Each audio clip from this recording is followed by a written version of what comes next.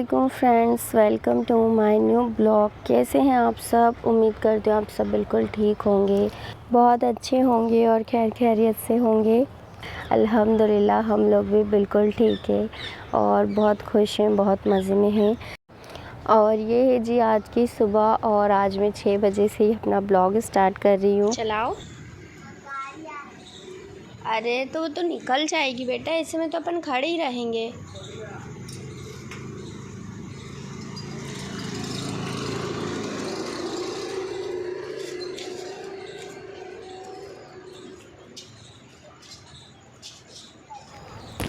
अच्छा, आज सुबह में नमाज़ वगैरह पढ़ के मैं थोड़ी देर कुरान पढ़ती हूँ, तो मैं कुरान ही पढ़ रही थी कि हारिश मेरे पास आता है और बहुत खुश होके बोलता है मम्मा चले पार्क। और ऐसा लग ही नहीं रहा था कि ये सोया हुआ था, इतने अच्छे से स्माइल करते हुए चला आता है मेरे पास। लेकिन मैंने उसको बोला हम पार्क तो नहीं जाएंगे, लेकिन हाँ मैं तुमको बाहर साइकिल ज़रूर चलवा लूँगी थोड़ी देर, क्योंकि पार्क में हारिश को अकेले कहाँ लेके जाती। अगर अयान भी होता तो मैं ले भी जाती, लेकिन अयान सो रहा था और रात में इतना देर से सोते हैं ये लोग कि मेरा दिल नहीं चाहता कि मैं इन्हें इतनी जल्दी से उठा दूँ सुबह। तो अभी बस घर के सामने मैं उसको साइकिल चलवा रही हूँ और बिल्कुल सुनसान रहता है रोड, कोई रश नहीं रहता है, तो मैं थोड़ी देर के लिए उसको चलवा लेती हूँ सुबह सुबह, नहीं तो फिर मैं मना कर देती हूँ।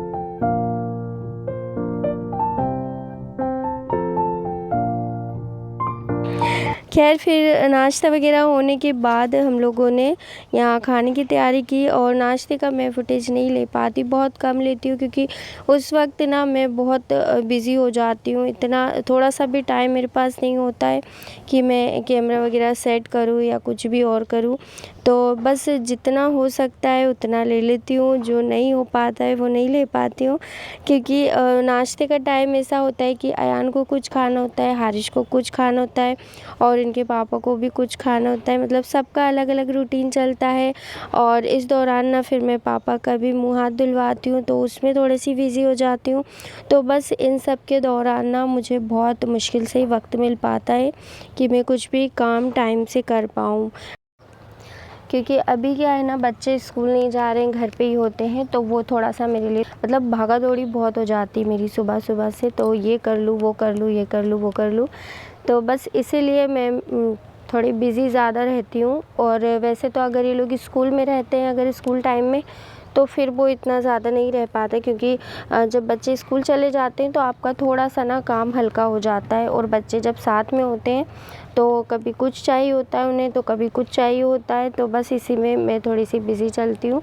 और अगर मिलता है वक्त तो मैं ले लेती हूँ नाश्ते का फुटेज, और नहीं तो फिर नहीं। वैसे तो ये लोग जब एक नाश्ता करते हैं ना, कोई भी सिंपल सा एक नाश्ता, तो मैं ले लिया करती हूँ ऐसा फुटेज। और बाकी कभी किसी को मैगी खाना है, किसी को पराठे खाना है, किसी को ऑमलेट खाना है, तो फिर इसमें ना मुझे थोड़ा सा टाइम लग जाता है।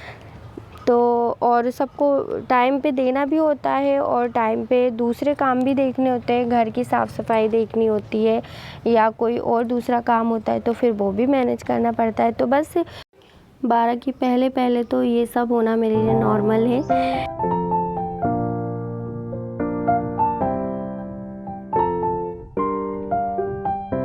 अच्छा, यहाँ पे ना अयान को बनाना शेक चाहिए था, तो मैं उसके लिए वही बना रही थी।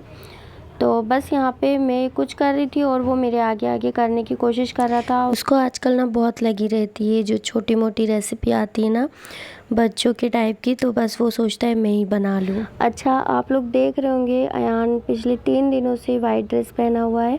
असल में उसको मदरसे में ना यही वाइट ड्रेस लगती है और आजकल ना वो सुबह 9 बजे से मदरसा जा रहा है, तो बस इसी सिलसिले में उसकी वाइट ड्रेस पहनता है वो डेली।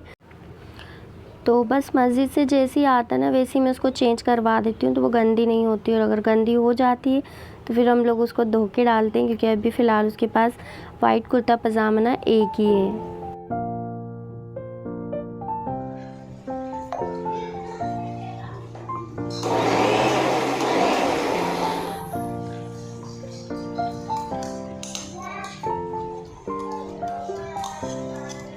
और जी यहाँ पे मेरा खाना भी बनके रेडी हो चुका है। और खाने में आज मैंने बनाई है भिंडी की सब्ज़ी, गिलकी, और उसके साथ ना हमने हरी मिर्च की चटनी भी पीसी थी। लो बेटा।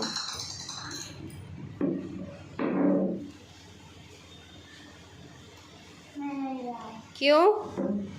मना किया ना हमने। नमाज पढ़ने की मना किया? क्यों अयान? नहीं ना। किसने बोला तुम नहाए नहीं? हाँ, नहा लिया। भूल गए नहा के? वाह वाह वाह। नहा लिया मैंने। मैं जा रहा हूँ इसलिए। जाके वापस पहन लूँगा। इतने बड़े बच्चे सारी चीज़ें नहीं पहनते बेटा। मेरे को शौक। ओ तकिए ऐसे फैला क्यों देते हो तुम लोग?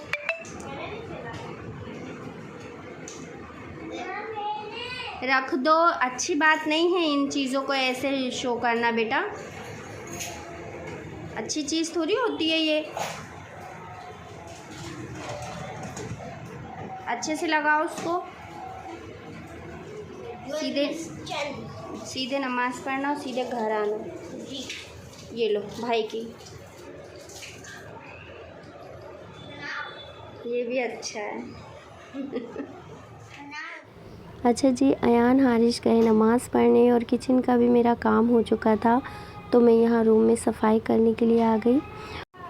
अच्छा, आप लोगों ने नोटिस किया होगा आजकल अयान के हाथ में एक ब्रेसलेट होता है चांदी का, जो वो पहनने लगा है और मुझे वो बिल्कुल अच्छा नहीं लगता। मुझे ऐसा लगता है उसकी एज नहीं है अभी ये सारे शौक़ करने की, तो अभी उसको पढ़ाई लिखाई पे ध्यान देना चाहिए और सिंपल रहना चाहिए। लेकिन अपना हर किसी का अलग अलग मिजाज होता है। कुछ बच्चों को इस तरह रहना अच्छा लगता है, कुछ को सिंपल रहना अच्छा लगता है। लेकिन मुझे पता नहीं क्यों प्रॉब्लम होती है जब मैं उसको देखती हूँ इस तरह ब्रेसलेट पहना हुआ, मुझे बुरा लगता है।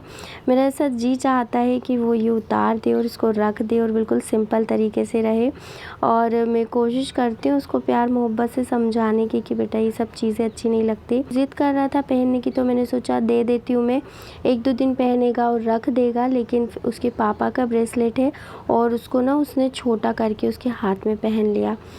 तो अभी मैंने सोचा उसको 1-2 दिन दे देती हूँ पहनने के लिए, तो वो इसका मन भरा जाएगा तो ये रख देगा। और अगर 1-2 दिन बाद उसने मुझे नहीं दिया तो फिर मैं उससे ये निकलवा लूँगी और मैं उसको पहनने नहीं दूँगी फ़िलहाल के लिए। क्योंकि बच्चे अपनी एज के हिसाब से शौक़ रखें या माँ बाप भी उनकी एज के हिसाब से उनके शौक़ पे ध्यान देना, तो ही चीज़ें अच्छी लगती है। अदरवाइज़ ये चीज़ें मुझे बिल्कुल पसंद नहीं है।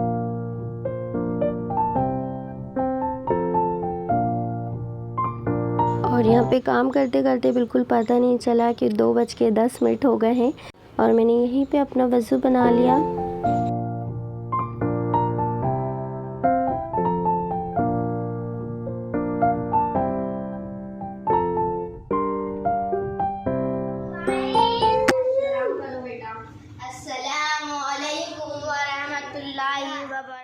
अच्छा, गर्मी इतनी तेज़ है ना कि रूम में आने के बाद सबसे पहला काम करती हूँ कूलर चालू करने का।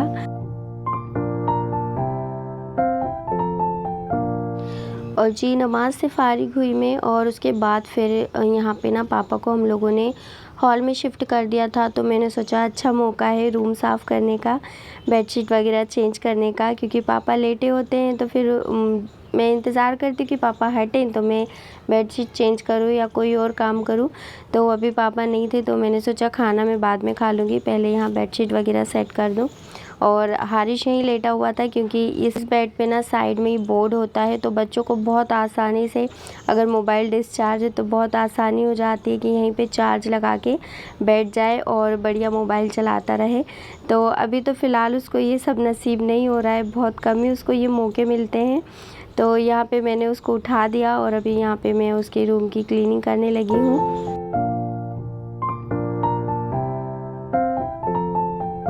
अच्छा, ये जो प्लास्टिक की शीट आप देख रहे हैं ये एयर बबल की है। इसके अंदर ना प्लग है और उसको स्विच ऑन कर दो तो इसमें एयर जाती है और बबल्स बन जाते हैं।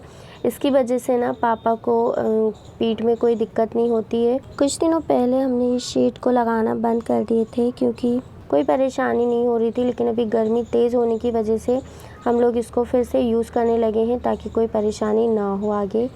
तो बस इससे थोड़ा सा क्या रहता है, जो पेशेंट ज़्यादा दिनों तक लेटे रहते हैं ना, उनको बेड सोल हो जाते हैं, तो उसकी वजह से इस बेडशीट की वजह से ना ऐसी कोई दिक्कत नहीं होती, तो इसलिए हम लोग इसका यूज़ करने लगे हैं।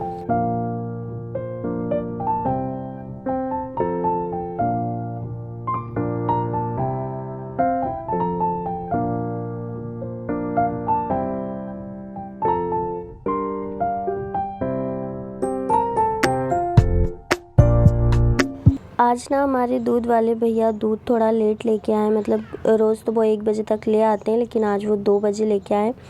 और मैंने दूध जैसे ही हाथ में लिया था ना, मुझे उसकी स्मेल से ऐसा महसूस हो रहा था जैसे दूध फटने वाला है।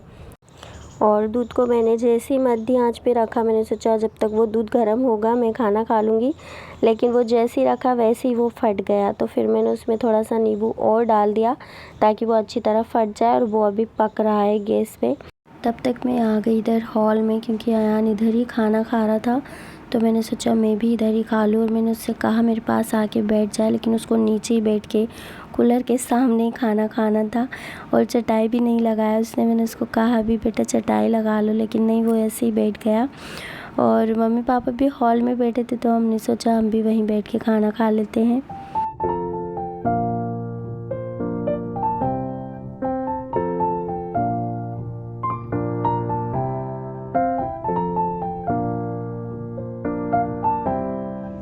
अच्छा, दूध फटने पे ना पहले मैं मायूस हो जाया करती थी, मतलब ज़ाहिर है जब दूध फटेगा तो कोई खुश तो होगा नहीं। लेकिन जब से मैंने ना लॉकडाउन में सीखा कि फटे हुए दूध से हम पनीर कैसे बनाते हैं, तो तब से ना जब भी दूध फटता है तो मैं खुश हो जाती हूँ कि अब मैं पनीर बनाऊँगी। और पनीर बनाना बड़ा ही आसान है।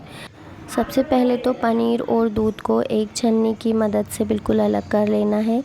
फिर उसके बाद हमने सूती कपड़े में इस तरह से पनीर को लपेट लेना है, और इसका जितना भी पानी है ना वो हमने दबा दबा के इसका पूरा निकाल देना है अच्छी तरह बिल्कुल।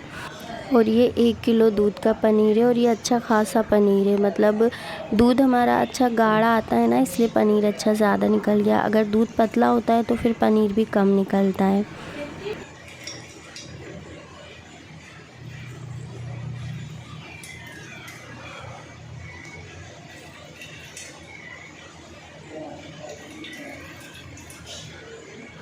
देख रहे हैं आप इसमें से कितना पानी निकल रहा है। बस हल्के हल्के हाथों से दबाते रहना है जब तक इसमें से पानी निकले।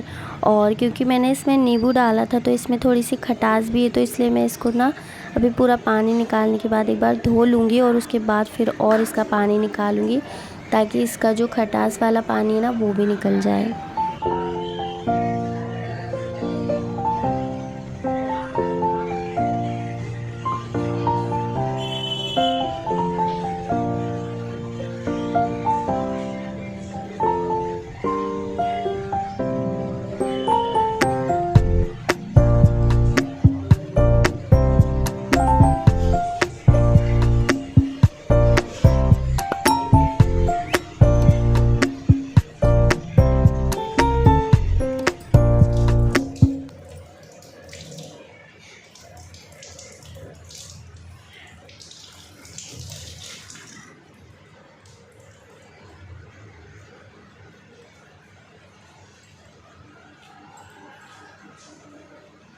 तो जी इसका पानी सारा निकल चुका है, और अब बस इसको सेट करने के लिए हमने इस पर एक वजन रखना है। तो इस तरह मैंने इसको एक चपटा कर लिया ताकि इस पर कोई भी वजन आसानी से रख दूँ मैं। और यहाँ पे एक तुक्कस ली मैंने, और यहाँ पे उसके अंदर 2 गिलास पानी रखा, और इसको इस तरह से मैंने सेट कर दिया। और बस इसको हमने 2 घंटे रखना है, और ये बिल्कुल सेट हो जाएगा।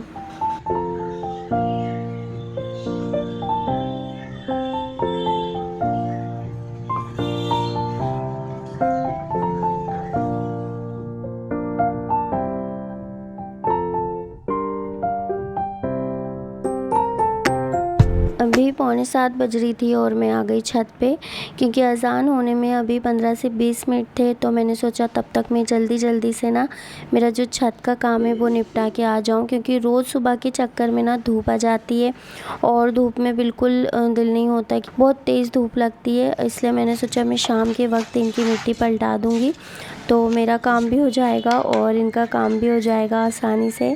तो बस अभी मैं यहाँ मिट्टी पलटाने आ गई थी, और हारिश मेरे पीछे छत पे आ गया। हाथ में मत उठाए बेटा, उसको तो वहीं रखे भी जुड़ जाएगी। वो बड़ा जरा सा जॉइंट में तो लगाना है, बस ना ज़्यादा मत उसमें लगाओ, बस। पेन के दिखाओ। नहीं, पैर चिपक जाएगा मेरा। नमाज़ पढ़ो बेटा, अजान हो गई, चलो।